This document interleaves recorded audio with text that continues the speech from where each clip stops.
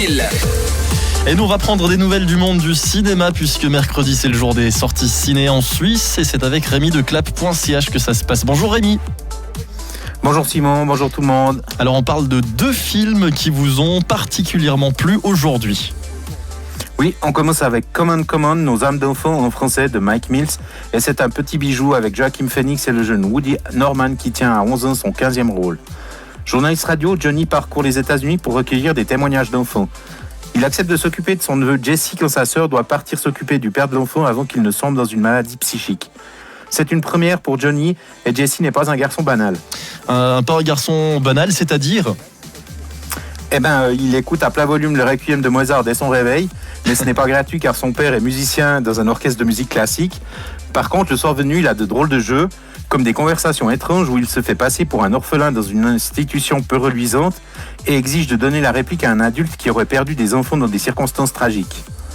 Johnny profite qu'ils soient réunis pour proposer à Jesse de participer à son reportage, mais ce dernier refuse. Il s'intéresse à la technique, la profession de son oncle et devient son preneur du son. Quand Johnny doit se rendre à l'autre bout du pays pour son métier, il prend Jesse avec lui. Commence un voyage où les deux vont apprendre à mieux se connaître. Common est une œuvre d'une profonde sincérité et un très bel objet cinématographique interprété par 2 comédiens époustouflants de justesse. Donc ça c'est l'un des films que vous nous recommandez cette semaine. Et puis le deuxième film parle de Lady Di. Absolument, Spencer de Pablo Larraín s'ouvre par ces mots. Une fable basée sur une vraie tragédie. Cette tragédie, c'est celle de Diana Spencer, plus connue sous le nom de Lady Di, au moment de son existence où elle a décidé de changer de vie. Ces quelques jours, dans une des nombreuses résidences de la famille royale d'Angleterre à l'approche de Noël, sont pour Lady Di les derniers qu'elle passera avec les siens. Même ses fils ignorent à quel point la relation entre leurs parents a atteint ses limites. Elle se plie au protocole et fait œuvre de présence, mais son esprit est déjà ailleurs, ou aimerait en tout cas l'être. Le cinéaste l'évoque en suivant les errements de Kristen Stewart dans des immenses couloirs du manoir, en gardant ses distances comme si la caméra elle-même n'était pas la bienvenue.